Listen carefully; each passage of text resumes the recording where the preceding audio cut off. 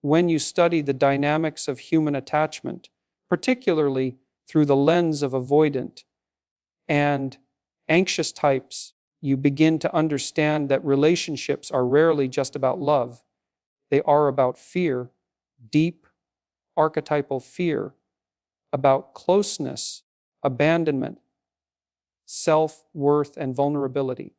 The anxious person reaches for connection because they fear loss, while the avoidant distances themselves because they fear engulfment. But here's the irony: when the anxious finally walks away, not in desperation, but in strength, it confronts the avoidant with the very abandonment they spent their entire life trying to preempt. That's when the game ends and the truth begins.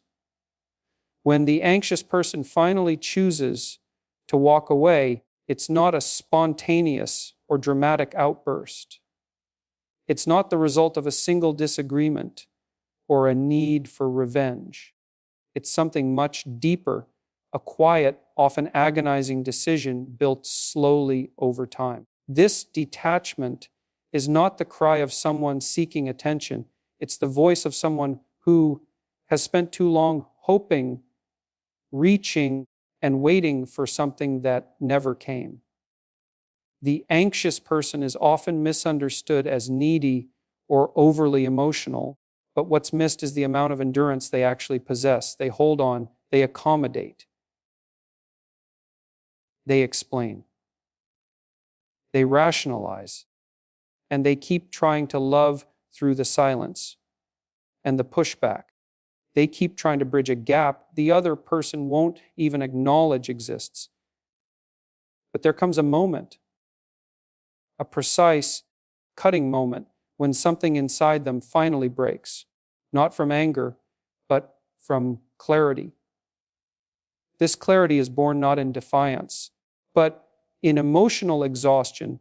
It's what happens when someone realizes that their presence has become easy to dismiss, that their efforts are unreciprocated, and that the person they care for is more committed to distance than to connection. They begin to understand that love is not enough when it's only being poured from one side. And once that awareness sets in, something profound shifts. The anxious individual, who once feared loss more than anything, begins to crave peace more than proximity. They begin to crave self-respect more than reassurance. What used to feel like abandonment now feels like liberation. That shift is internal and it's powerful. It doesn't require a grand announcement or a cold departure. Often, the anxious just stops. They stop texting first. They stop over-explaining. They stop fighting to be seen because they realize the fight was one-sided all along. They no longer feel the need to be heard by someone who was never truly listening. This is not about giving up. It's about waking up.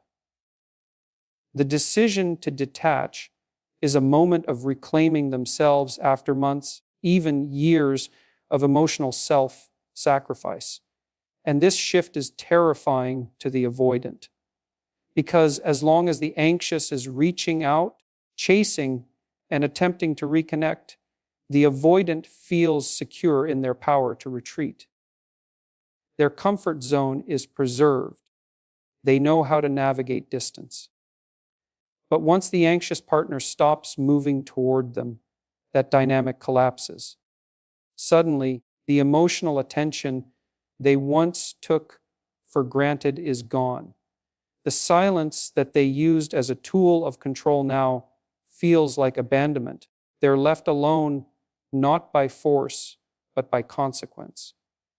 And that loneliness is deafening. But what's important here is that the anxious person is no longer trying to fix what was never in their control. They've stopped hoping that their emotional investment will be enough to rescue a connection that was never mutual. They've recognized that attachment without reciprocity is not love, it's self-abandonment. And so they leave not because they don't care, but because they finally do.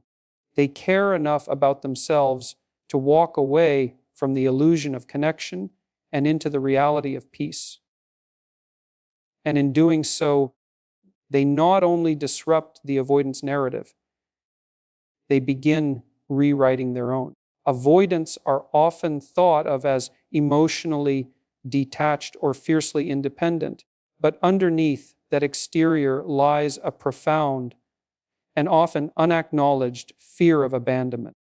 They build walls not because they don't want connection, but because they don't trust it.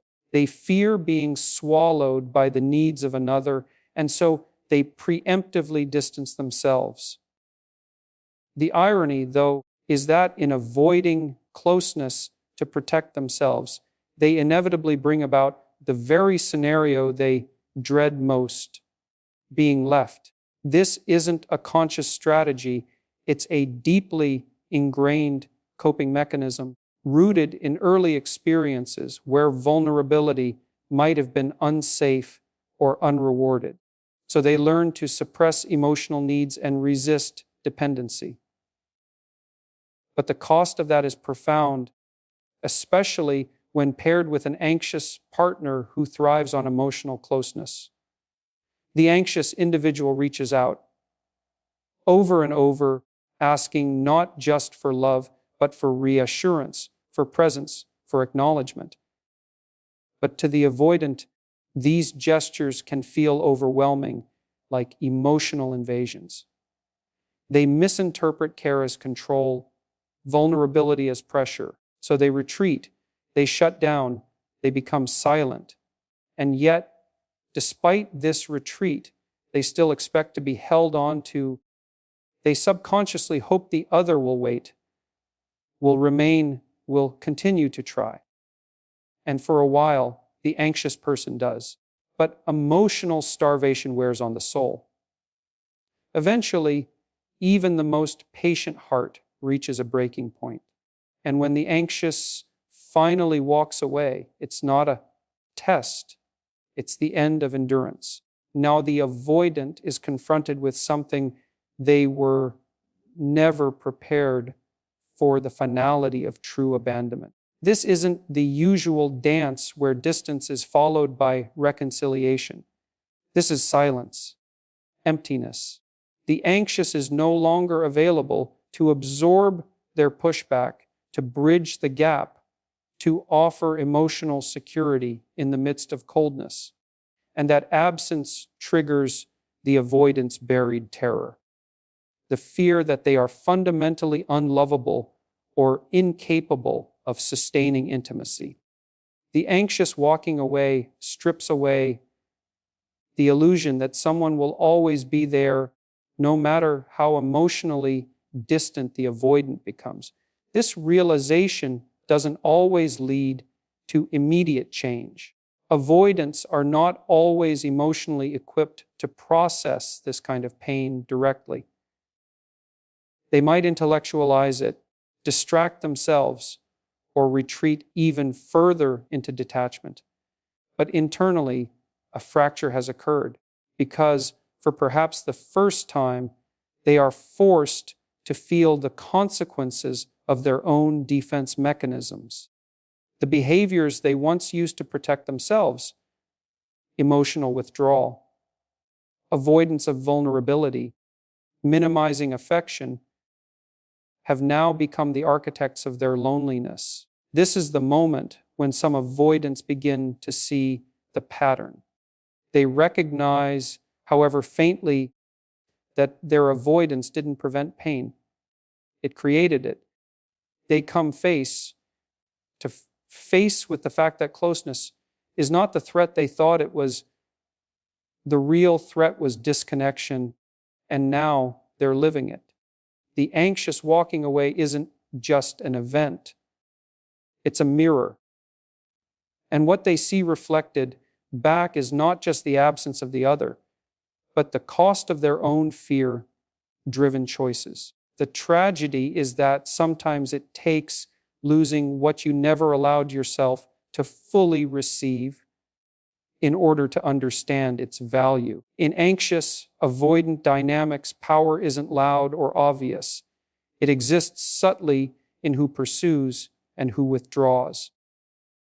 As long as the anxious person is reaching, the avoidant holds the emotional upper hand. The anxious partner texts first, apologizes more, initiates connection, and constantly works to hold the relationship together.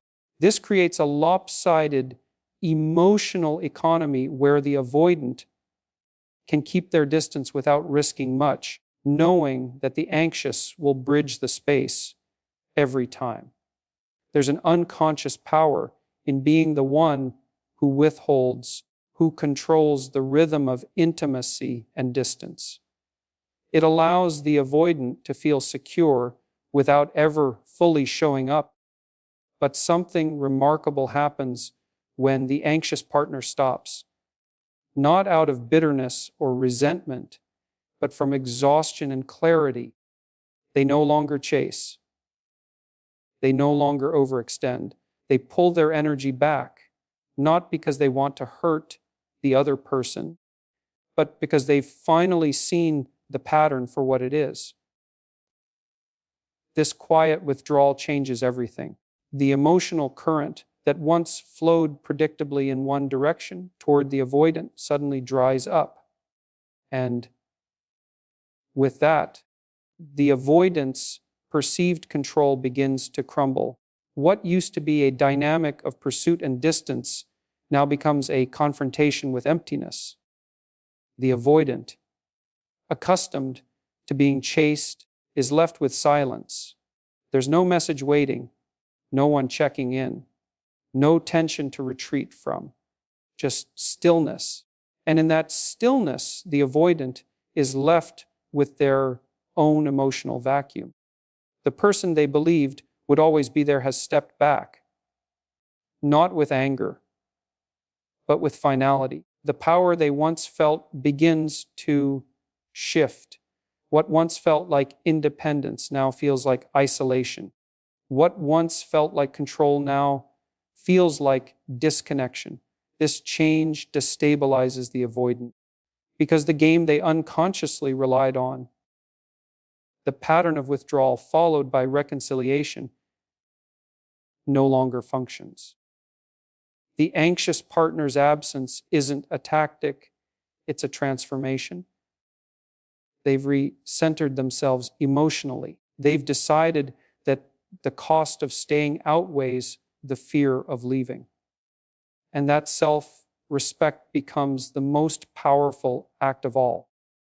It removes the avoidant's ability to manipulate the distance because the distance is no longer negotiable.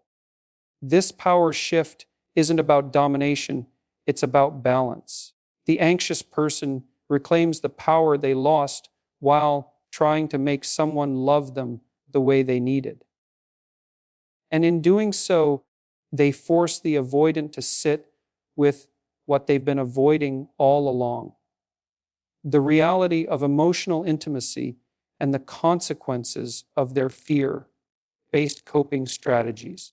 They're left to reckon with the truth. The real connection requires risk, vulnerability, and engagement, not distance and control.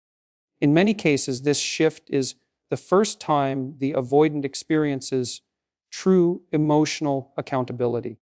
No longer can they take the other's presence for granted. No longer can they rely on the emotional labor of their partner to keep the connection alive. The anxious walking away forces the avoidant to face their emotional limitations, not just in theory, but in lived reality. The loss becomes their teacher, and sometimes that is what it takes for growth to begin. Not because someone stayed and tolerated the imbalance, but because someone finally left and ended it. Avoidant individuals are often seen as independent, self-contained, and emotionally distant. But these traits are rarely as healthy or intentional as they appear. Beneath the surface, avoidance is not a mark of strength. It's a defense mechanism rooted in emotional immaturity and unresolved pain. Many avoidants have learned, often in childhood, that emotional closeness is unpredictable, unsafe, or overwhelming. In response, they construct a version of intimacy that feels manageable, limited, restrained, and under their control. They become masters at intellectualizing their feelings, minimizing emotional needs, and withdrawing when vulnerability is called for. But this approach doesn't reflect wisdom. It reflects underdevelopment. They're not navigating relationships with skill. They're avoiding the work of emotional engagement altogether. What seems like a preference for space is often a fear of being known too deeply. To truly be seen, to be emotionally naked, is terrifying for the avoidant because it means exposing wounds they've never confronted. Vulnerability asks them to soften, to share, to depend, and that threatens the very identity they've built around autonomy and self-sufficiency. So instead of stepping into emotional closeness, they create distance, often without even understanding why. They pull away when things get too intimate. They shut down during conflict, and they feel overwhelmed by expressions of love that demand a reciprocal emotional presence. But the tragedy is that they're not just protecting themselves from others. They're cutting themselves off from their own emotional world. They lack the tools to navigate it. The emotional underdevelopment shows itself in their inability to sit with discomfort, to process their partner's needs without shutting down, or to communicate feelings with depth and honesty.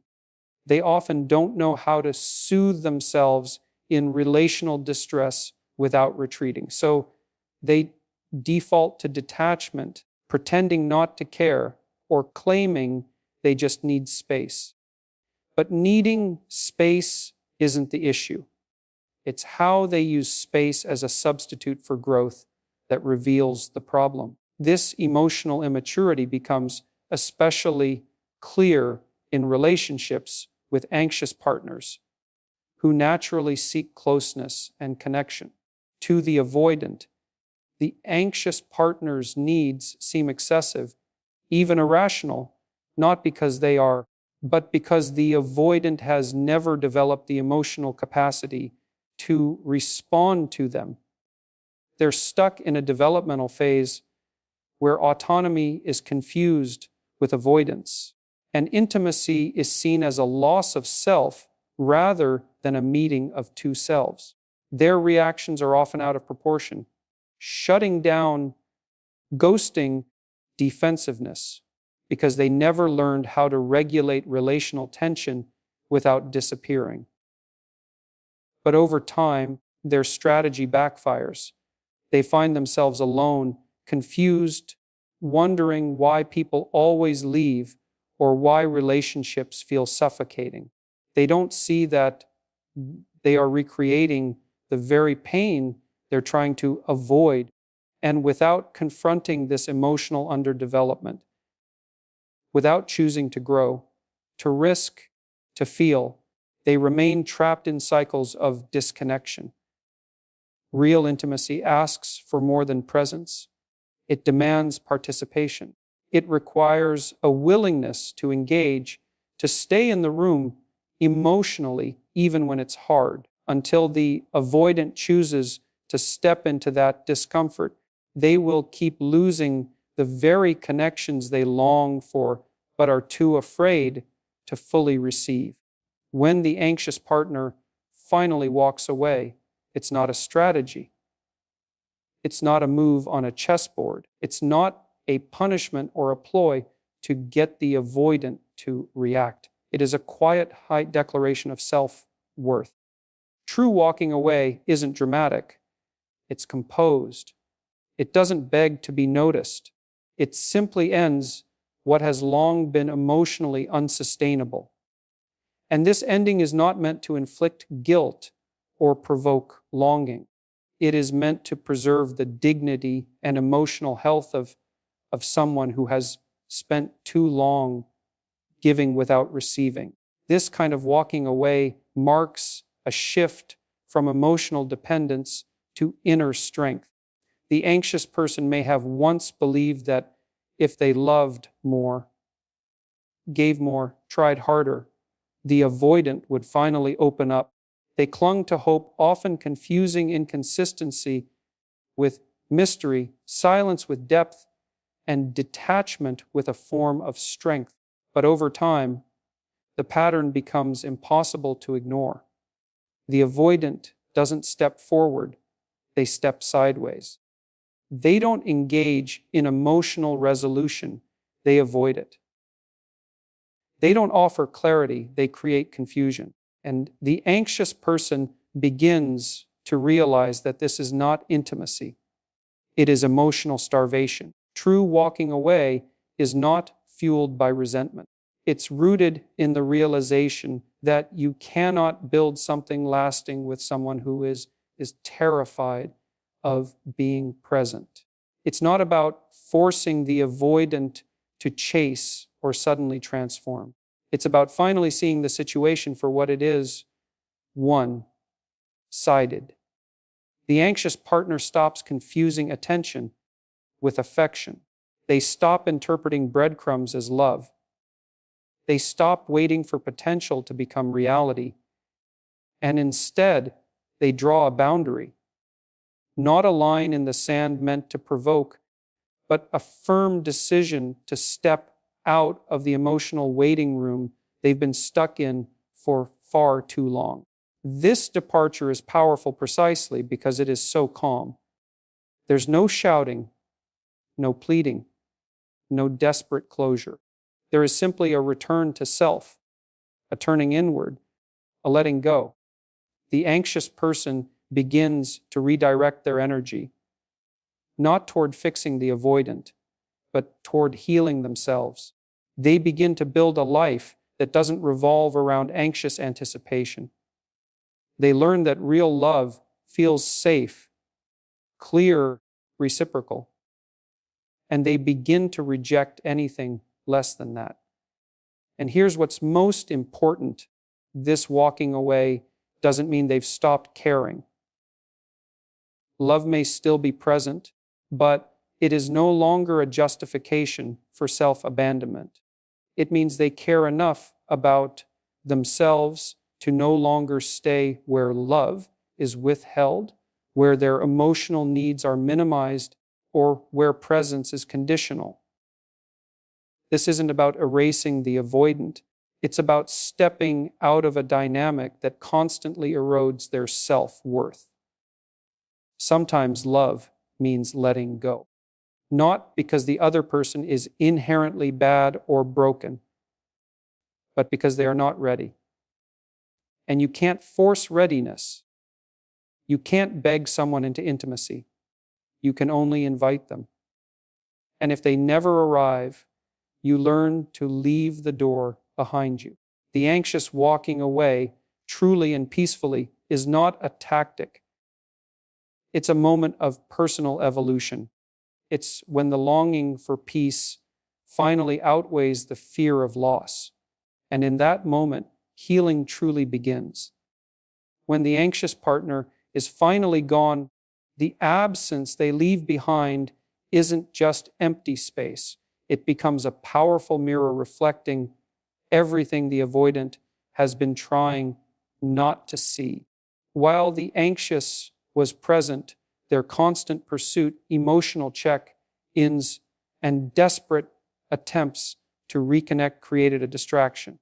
The avoidant could focus on the anxious partner's needs and label them as too much, deflecting any responsibility for their own emotional walls.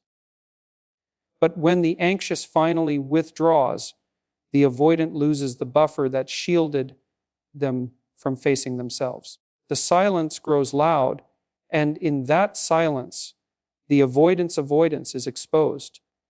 No one is left to misinterpret their silence, absorb their emotional withdrawal, or excuse their inconsistency. What remains is the stark reality of the dynamic they help create. The absence forces the avoidant to confront the hollowness of their patterns. They no longer have someone to validate their sense of self or to reassure them of their worth through constant pursuit. Instead, they are left with their own discomfort. The uncomfortable thoughts and feelings they used to escape by pulling away now have nowhere to go.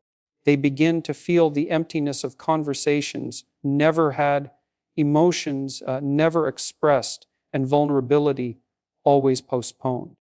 This is why the absence becomes a mirror. It shows the avoidant, often for the first time, the cost of their defenses, not as an abstract idea, but as a lived experience of loss. This confrontation with emptiness can provoke a crisis. Some avoidants feel sadness they don't understand. Others feel a sense of restlessness they can't soothe. They may try to distract themselves with work, casual relationships, or hobbies, but the emotional void follows them because what they're running from isn't the anxious partner.